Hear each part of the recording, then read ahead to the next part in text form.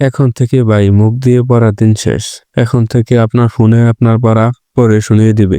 বিশ্বাস হচ্ছে না? এই দেখেন প্রমাণ। সিলেক্ট করলাম, এখনই পড়া পড়ে শুনিয়ে দিবে। I am ChatGPT. You can call me whatever you like. এবার যদি বাংলা পড়াই ধরি তাহলে কিন্তু বাংলা পড়া পড়ে শুনিয়ে দিবে। আমার নাম ChatGPT, তবে তুমি চাইলে অন্য কোনো নামেও ডাকতে পারো। এরকম করে কিন্তু আপনাদের ফোনেও আপনাদেরকে পড়া পড়ে শুনিয়ে দিবে। এই কাজটি করার জন্য সরাসরি চলে যেতে হবে আমাদের সেটিংস অপশনে। সেটিংসে আসার পর এই সার্চ বারে ক্লিক করতে হবে। তারপর এখানে টাইপ করতে হবে সিলেক্ট স্পিড। তারপর এই অপশনটির উপর ক্লিক করতে হবে। তারপর এই অপশনটি অন করে দিতে হবে। এখন থেকে যদি আমি কোনো পড়ার উপর সিলেক্ট করি তাহলে কিন্তু আমার পড়াটি পড়ে শুনিয়ে দিবে। Select to speak.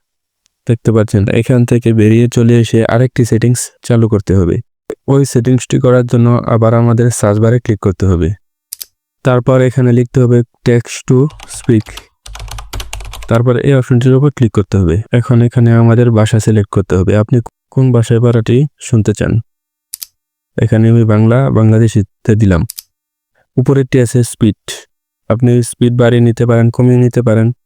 আর নিচেরটি আছে কণ্ঠ মোটা এবং চিকনের জন্য। আমি এই পর্যন্ত রাখলাম। এখন দেখতে পাচ্ছেন আমি যদি প্লেতে ক্লিক করি তাহলে আমার স্পিডটি কত থাকবে শোনাবে। বাংলায় কথা বলার জন্য এটি একটি উদাহরণ।